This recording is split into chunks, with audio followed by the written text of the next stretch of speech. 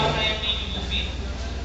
And also, I'm Geraldine Nabalon for ACC News Today. Philippine News Today.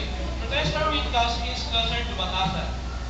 Tortura start raffle of farmland for Luisita beneficiaries. Weather News Today. Storm signals up in northern Luzon. Showbiz News Today. Four national artists invalidated. Coco visit his former school. Sports News Today. Lebron arrives in Manila for Tuesday night tour at MOA Arenas.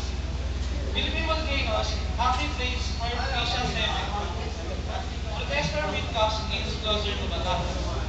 Militant troops managed to break through the police line along Bambunas Avenue as the nation awaits the delivery of the President Aquino fourth State of the Nation address.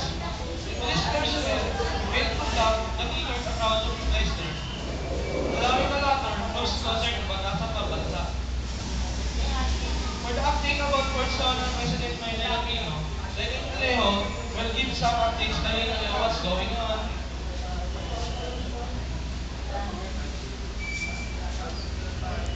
NATO. Some protester militants are happy programming here at Commonwealth Avenue. Our policemen securing here at Commonwealth Avenue so that the militant protester can turn inside the barrel. Some protester militants burning banners to get the attention of our president. It's also the sign of their last call that they want to be heard of President Aquino. That's the update for the fourth son of President. I'm Lynn Calero, back to the studio. Thank you. The first for that song update is Lenny Trejo. Nico, what do you think about President Aquino's son? I think President Aquino do better the good Filipinos, but many Filipinos not good for what President Aquino say in this world. Up next at Philippine News Today. Dark Star Raffle of farmland for Luisita beneficiaries. The drawing of plots to determine the farmland will be given to more than 6,000 qualified beneficiaries of Hacienda Luisita will begin tomorrow. The Department of Agrarian Reform announced yesterday. That's all for the Philippine News Today. For Weather News Today, Angelis Labiano Campaign. Thank you, Geraldine. For weather news updates, I'm Armelin Labiano. Storm signal is up in northern Luzon. Residents of northern Luzon should brace heavy rains and moderate to strong winds as Tropical Depression Isang is expected to make landfall over Isabela and Cagayan area. Early today, the State Weather Bureau warned yesterday. At 5 in the afternoon yesterday, the Pag-asa raised storm signal number 1 over Aurora, Quirino, Isabela, Ifugao, Abra, Kalinga, Ilocos Norte, Ilocos Sur, Cagayan, Calayan, Babuyan groups of islands, and Batanes groups of islands. These areas will experience rains and gusty winds to moderate to rough seas. And that's all for our weather news updates.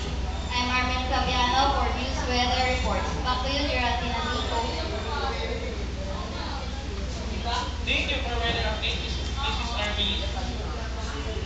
Up next, Showbiz News Today, updates by Dave Norba and Julian De Luna. ACC News Today will be right back.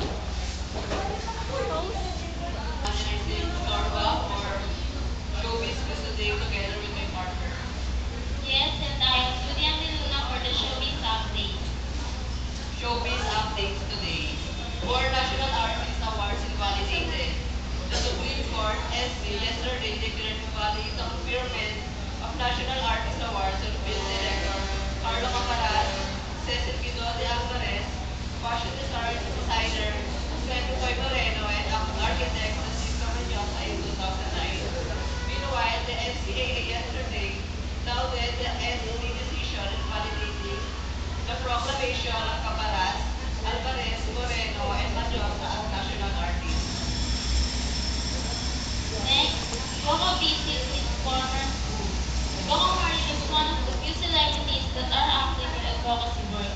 On Wednesday,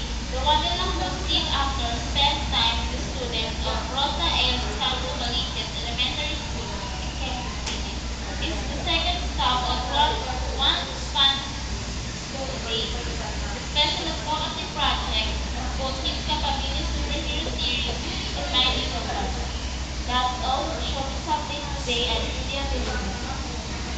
Also, I think Norba next sports news today will be issued by Verizon. And also I'm Patricia Rabia. We update sports news quickly. Philippine Volcanoes active race for Asia Cup. The Philippine Volcanoes will remain active for the rest of the year as late as the 2014 Asian Games in Incheon, South Korea. After seeing in the South World Cup 7 in Russia, the Volcanoes are flexing their muscles for the Asian Men's 7 aside of tournament. The opening of the leg takes on August 31 to September 1 in Kuala Lumpur, to be followed by South of Thailand on September 21 to Mumbai on October 12 to 13. And finally in Singapore on November 2 to 3. The Volcanoes will put the Philippines in the rugby by making it to the 13th Asian 5 Nations in elite divisions. Have no plans of slowing down, they are determined to keep their lofty position in Asia Rugby 7. They're behind by Japan and Hong Kong and not shyer than China.